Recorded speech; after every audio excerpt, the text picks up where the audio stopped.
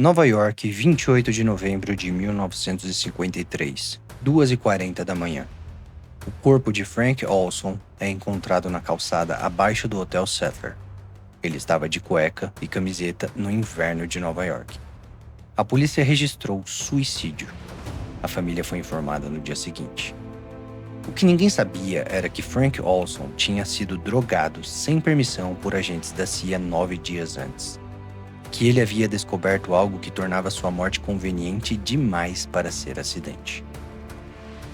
Para entender o que o governo americano fez, você precisa entender primeiro em que mundo essas pessoas viviam. 1950. A União Soviética acabara de detonar a sua primeira bomba atômica. Soldados americanos voltavam da Coreia diferentes, confessavam crimes que não cometeram, elogiavam o comunismo. A imprensa chamava de lavagem cerebral, a CIA chamava de ameaça existencial. Allen Dulles, diretor da CIA, estava convencido que os soviéticos haviam descoberto como reprogramar mentes humanas. Ele queria o mesmo. Em 13 de abril de 1953, Dulles assinou um documento autorizando o projeto mais secreto da história americana. O nome era MK-Ultra. Para comandá-lo, escolheu Sidney Gottlieb, bioquímico, 44 anos, conhecido internamente como o Feiticeiro Negro. Um homem que havia passado anos desenvolvendo venenos e métodos de assassinato para a CIA. Agora, recebia uma missão diferente. Não matar mentes, mas controlá-las. E Gottlieb tinha uma droga específica em mente. Uma substância que ele acreditava poderia ser a chave para apagar e reescrever uma mente humana do zero. O MK-Ultra não era um projeto, era um guarda-chuva de 149 subprojetos espalhados por mais de 80 instituições, 44 universidades, 12 hospitais, 3 prisões. Harvard, Stanford, Columbia receberam financiamento da CIA através de organizações de fachada sem saber a origem do dinheiro. Gottlieb comprou um estoque inteiro de LSD do laboratório suíço Sandoz por $240 mil, o equivalente a 100 milhões de dólares, suficiente para dosar cada americano várias e várias vezes. As cobaias, prisioneiros que não sabiam o que tomavam, pacientes psiquiátricos internados, soldados que obedeciam ordens. Um agente da CIA foi dosado em seu café da manhã e correu pelas ruas de Washington convicto de que via um monstro em cada carro. O experimento foi registrado. Nenhuma medida foi tomada. Em Kentucky, 7 homens afro-americanos dependentes de droga receberam LSD por 77 dias consecutivos. Os documentos classificaram essas pessoas como uma única palavra: expendables, descartáveis. Mas o programa foi além dos laboratórios. Em 1954, a CIA montou apartamentos secretos em São Francisco e Nova York, equipados com espelho de visão unilateral e câmeras escondidas. Prostitutas na folha de pagamento da agência traziam homens para estes apartamentos, colocavam LSD nas bebidas sem que eles percebessem, e os agentes observavam do outro lado do espelho. O objetivo? Testar se a combinação de drogas e vulnerabilidade sexual poderia extrair segredos ou servir como ferramenta de chantagem. O supervisor da operação, George Hunter White, bebia martinis do outro lado do espelho enquanto assistia. Em uma carta pessoal, escreveu: "Onde mais um cara de meia idade poderia se divertir tão livremente enquanto servia seu país?" Mas o experimento mais perturbador de todo o programa não aconteceu nos Estados Unidos, aconteceu no Canadá, financiado em segredo pela CIA, e deixou adultos saudáveis no estado mental de bebês.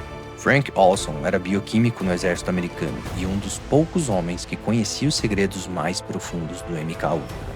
Não só os experimentos com drogas, mas também o que estava sendo feito em instalações secretas na Europa. Em algum ponto de 1953, Olson decidiu que havia ido longe demais e comunicou aos seus superiores que queria sair. Em novembro do mesmo ano, Gottlieb organizou um retiro de cientistas em Maryland. Depois do jantar, misturou LSD na bebida de vários participantes sem avisar. 20 minutos depois, informou que havia feito como experimento. A maioria reagiu mal, mas se recuperou. Frank Olson entrou em colapso. Ficou agitado, incapaz de dormir. Em algum momento disse à esposa: cometi um erro terrível. Nunca explicou qual. A CIA o encaminhou a um psiquiatra. Depois o internou no Hotel Settler, em Nova York, acompanhado do assistente de Gottlieb, Robert Lashbrook. Em 28 de novembro de 1953, às 2h44 da manhã, Frank Olson saiu pela janela do 10º andar. Lashbrook estava no quarto. Sua primeira ligação não foi para o pronto-socorro. Foi para Sidney Gottlieb. Laudo oficial: suicídio. Caso encerrado. A família recebeu uma indenização. E por 22 anos não soube de mais nada. Em 1994, os filhos de Olson exumaram o corpo. A segunda autópsia encontrou uma fratura craniana compatível com um golpe recebido antes da queda. O médico legista classificou a causa da morte como homicídio. Nenhuma acusação foi apresentada até hoje.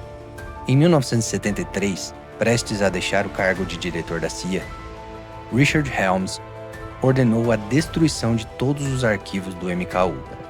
O que aconteceu nos dias seguintes foi a maior destruição deliberada de evidências na história da inteligência americana. Quando o Senado americano começou a investigar, em 1975, encontrou um vazio.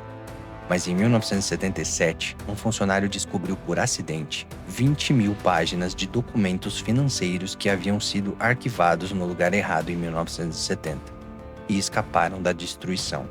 Eram registros suficientes para mostrar a rede inteira, as universidades, os hospitais, os valores pagos, as organizações de fachada.